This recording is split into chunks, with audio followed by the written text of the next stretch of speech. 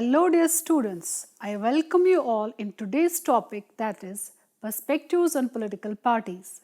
The objectives of today's lecture are to explain and elaborate the nature of political parties, to examine various perspectives on political parties, to evaluate the impact of political parties in democratic process of different countries, to evaluate the Marxist and liberal perspectives on political parties. Dear students, let's start with the Marxist view of political parties. The foundation of Marxist approach to the analysis of political parties is Marx's theory of class struggle. According to Marxist view, parties represent classes. In his analysis, the various other classes or social strata can act only within the framework of alternatives provided by the two major classes. In the end, they must side with one class or the other. Consequently, from a Marxist standpoint, the basic criterion for the assessment of political parties is not simply on which class they are based, but where they stand in the class struggle between the bourgeois and proletariat. But when one speaks of Marx's theory of the party, the subject is not the political parties in general, but the Revolutionary Party, which has as its aim the overthrow of capitalism. Specifically, one is talking about Marxist concept of proletarian political party. Because of course, it was his view that proletariat alone is a really revolutionary class. The other classes decay and finally disappear in the face of modern industry. The proletariat is its special and essential product. The tradesman, the artisan, the small farmer, the peasant are all undermined by the expansion of capitalism, but the proletariat is augmented. In proportion as the bourgeois, that's capital, is developed, in the same proportion is the proletariat, the modern working class, developed. The scale of production increases, and so workers are drawn together in larger and larger units. With the development of industry, the proletariat not only increases in number, it becomes concentrated in greater masses, its strength grows, and it feels its strength more. The proletariat therefore stands at the center of the economic structure. Potentially, it is the most powerful exploited class in history. This power gives the proletariat the capacity for self-emancipation, a capacity which is a vital element in Marx's theory of revolution. The second and equally important factor in Marx's assessment of the proletariat is his view that the proletariat is the first class whose victory would result not in a new form of class society but in the abolition of all classes. This view is based on the necessarily collective nature of the proletarian struggle. Odd exceptions apart, the individual worker cannot approach his employer and ask for a wage increase with any chance of success. He is forced to combine with his fellows. The worker has no property in the means of production and he cannot obtain it as an individual, for modern industry cannot be divided up and parceled out in millions of pieces. To capture the means of production, the working class must do it collectively through social ownership. Marx's insistence on the proletariat as the only revolutionary class and his reasons for it are well illustrated by his attitude to the other most obvious candidate for the title, the peasantry. In Marx's day, the peasantry formed the vast majority even in most European countries and were at least as poor and downtrodden as the proletariat. Moreover, there was a long tradition of violent peasant revolts. But Marx discounted all this because of the individual and fragmented nature of the peasant way of life. The small-holding peasants form a vast mass, the members of which live in similar conditions but without entering into manifold relations with one another. Their mode of production isolates them from one another. instead of bringing them into a mutual intercourse. In this way, the great mass of the French nation is formed by simple addition of homologous magnitudes, much as potatoes in a sack form a sack of potatoes. Insofar as millions of families live under economic conditions of existence that separate their mode of life, their interests and their cultures from those of the other classes and put them in a hostile opposition to the latter, they form a class. Insofar as there is merely a local interconnection among these small holding peasants, and the identity of their interests begets no community, no national bond, and no political organization. They do not form a class. They are consequently incapable of enforcing their class interest in their own name.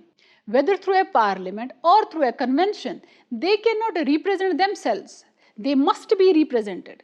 The capacity of the proletariat as against the peasantry for self-representation and therefore self-emancipation is crucial for its status as a revolutionary class and for its capacity to create a revolutionary party. This situation can be remedied only with the successful completion of class struggle resulting in the victory of proletariat. The party that represents the working people alone has the right to exist. The bourgeois parties do not represent true democratic process as reflected in the Communist Manifesto. Its second section under the heading Proletarians and Communists provided Marx and Engels' initial concept of the party. The section started from the assumption that communists have no interests separate and apart from those of the proletariat as a whole. With their theoretical understanding of the line of march, the conditions and the ultimate general results of the proletariat movement. Marx and Engels characterized the role of communists as the most advanced and resolute section of the working class parties of every country, that section that pushes forward all others, without raising any special claims on the kind of model according to which they want to form the proletarian movement. This section, apart from the detailed polemics countering attacks on communism, included a definition of the political and social aims of the working class movement. Formation of the proletariat into a class overthrow of the rule of bourgeois and raising the proletariat to the position of ruling class to win the battle of democracy for the purpose of abolishing bourgeois property and for the creation of association in which the free development of each is the condition for the free development of all. Marx and Engels try to analyze the relationship between parties and social classes, doing so based on a dialectic certainly more complex than a mere linear relationship that would identify the perfect adhesion of each social class to its own political party. Their elucidation starts from a general rejection of determinism in the reading of the relationship between economic movement and other social spheres, a determinism that ironically took roots among the Marxists. According to Lenin, and I quote, "A party is a well-organized group of chosen elite intellectuals and political activists. It is said to be a chosen group of intellectuals in the sense that their intellectual knowledge of Marxism maintains purity of Marxian principles and ideology and shows the correct path to the party. It's a chosen group of political activists in the sense that election processes at a party training enables them to be totally loyal to the party and a cause of revolution. This definition of Lenin is obviously suitable for communist parties. Such a party exists permanently in the midst of workers' movements. It propagates revolutionary ideas and imparts training of the art of revolution. It assists the working class in the achievement of its objectives. Prior to the revolution, during the bourgeois period, the party must play a vital role. The party is required to be instrumental in the destruction of capitalist order and establishment of dictatorship of the proletariat. According to Lenin, if the party has to play the role of vanguard of working people, then it is essential that it must have full knowledge of revolutionary ideas and rules. The objective of the party is to protect the interest of the proletariat. The Communist Party alone knows what is in the interest of working people. Lenin was of the opinion that party's position is similar to a military organization in the proletariat's struggle to secure power and in its maintenance. The party is vanguard of the working people, which has a pivotal role in class consciousness and is even ready to make sacrifice in the interest of proletariat. The Marxist ideology unites the working people and the party. Its organization makes it all-powerful. Communist parties enjoyed a constitutional sanction in socialist countries. All other parties were abolished in these countries. There were practically no difference between the party and the government. This is true even today in the socialist countries ruled by the communist parties. The 1977 constitution of the former Soviet Union described and analyzed Lenin's leadership for the success of Great Revolution of 1917. The constitution appreciated the role of the party in revolution and subsequent governance. The 1982 constitution of People's Republic of China declares the National People's Congress under the leadership of Communist Party as the highest organ of state power. It declares the party chief to be the head of the armed forces of the country. According to Marxist interpretation of political parties, the parties in capitalist countries represents the class interests. Thus, they are the instruments of protection of different classes. They became source and leaders of class conflict. In the capitalist countries, the communist parties protect the working people against the capitalist exploitation. They propagate revolutionary ideas and prepare the proletariat for revolution. Once the revolution succeeds, the communist parties ensure its protection. Therefore, they must be eliminated. An often quoted phrase, roots in the era of Mao Zedong, says, and I quote, "The party leads all." Mao's thoughts on achieving a socialist revolution differed philosophically from Marxism and Leninism in some aspects. While Marxist, Leninist, Communists believed that workers should form the backbone of the revolution to overthrow the bourgeois in industrialized cities. Mao promoted a revolution in China led by peasants starting in rural areas before gradually besieging the cities. He referred this as surrounding the cities from countryside. Another influential theory espoused by Mao was that revolution against capitalists should be won by violence and mass support, famously saying that political power grows out of the barrel of a gun. Mao's theory, the class struggles are permanent, known as his continuous revolution theory, saw him even turn against Communist Party leaders at various points. The continuous revolution theory is often associated with the Great Leap Forward of 1958 to 62 and the Cultural Revolution of 1966 to 76, which collectively resulted in the deaths of millions of people. His ideology is officially enshrined as Mao Zedong thought and informally known as Maoism. Now, dear students, let's move forward with the liberalist views of political parties. The liberalist sees parties as the institutions of harmonization of public opinion which helps the political system. In essence, liberalists identifies political parties as platform or machineries for struggle to capture power in a democratic regime. They appreciate the existence and role of political parties, the agencies of organized public opinion with the help of which a political system operates. Writing about the newly independent countries of Africa, J.S. Coleman had stated that political parties are groups of people formally organized with a view to establish and maintain formal control over the policies and service class of actual or likely to emerge sovereign states. Agreeing with this view, British Australian political scientist James Jupp said, and I quote, that any group of people organized in some manner with a view to establish control over political institution of the given society may be described as political party. German political scientist Sigmund Neumann analyzed the political parties on the basis of their ideologies. He concluded that, in view of sharp differences between the democratic and authoritarian parties, it was possible to give a single acceptable definition. Nevertheless, he said that the purpose of setting up a party is uniformity within and distinct from other groups. Nonetheless, it is true that each party has a partnership within specific organization and separation from others on the basis of its political programs. This definition is obviously true in case of two or multi-party democratic societies.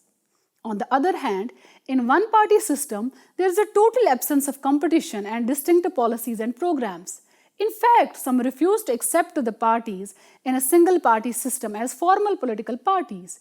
They believe a party system must have a real competitor, that is the second party, which is absent in many party states.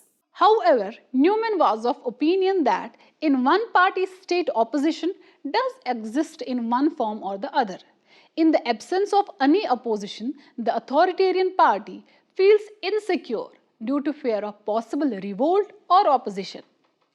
For him, political party is the representative of social interests, which acts as a bridge or a link between the individuals and the society.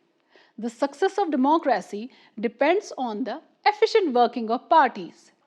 Whether the government is parliamentary or presidential democracy, it cannot succeed in the absence of parties.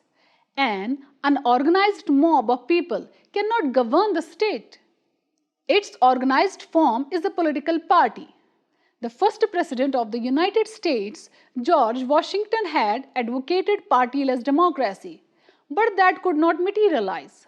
Soon two parties emerged in that country.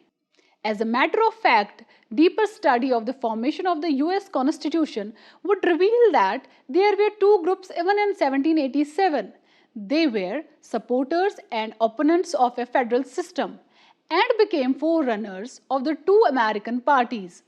In India, for some time, there is a talk of partyless democracy. But this view, expressed under the leadership of Jayaprakash Narayan, was more idealistic and hardly practical. Maurice Duverger, in his analysis of political parties, said that primary objective of the parties is to acquire political power or to share such exercise of power. He wrote, and I quote, "Political parties have as their primary goal the contest of power or a share its exercise. They try to win seats at elections, to name deputies and ministers, and to take the control of government. That is why evolution of political parties coincided with the growth of parliamentary system and electoral processes. The origin of the parties may be traced in the practice of collection of election funds for candidates constituted to secure supporters and workers for the victory of candidates. Gradually, members of the legislatures holding similar views and beliefs in similar ideologies came together, leading to a birth and growth of political parties. While common ideology became the basis of parties in Britain, that was not the case in USA. He also mentioned that political parties have been established even in those countries where elections are not held and even legislature does not exist. Parties are found even in these countries which conduct pseudo elections and have pseudo parliaments. The so-called elections are held with only one candidate in each constituency who invariably wins, and consequently all members of the legislature belong to one party. These are called one-party system. Duverger argues that these parties cannot be genuinely described as parties. The word party is derived from the Latin term pars, which means part. Therefore, where there is only one party, it's not a part of whole, meaning part of many parties. Nevertheless, parties are used in the dictatorial or authoritarian regimes to create the farce of elections and legislatures elected by the people. Duverger says, and I quote, "The dictatorship uses the single party to establish the appearance of electoral and parliamentary process and give itself a democratic facade." Unquote. Duverger held the view that in the second half of the 20th century, parties were usually associated with ideologies. Marx and Lenin had seen parties as representatives of conflicting classes, but several contemporary scholars like M.I. Ostrogowski, Roberto Michel, and Maurice Duverger emphasize structure of political parties. These and other writers lay emphasis on what the parties do, not on what they are. It has become essential for comprehensive studies of the parties to analyze their ideologies, social foundations, structures, organizations, and strategies. Political parties can be classified essentially on two bases.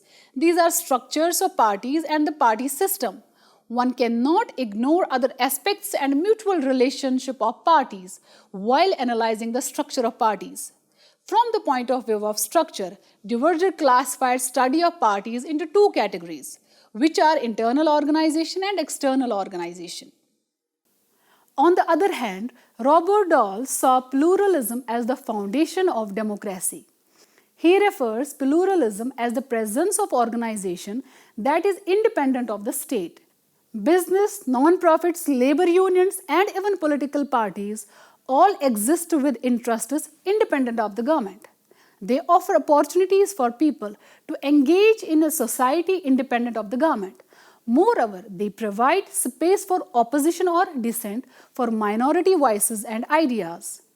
His work, Political Opposition in Western Democracies, discussed about the Western democracies and to the part played by political parties in context of opposition.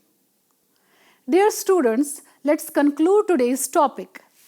Political parties are major structures of politics in modern societies. They are the substance of intensive study primarily as tool of political action and social power.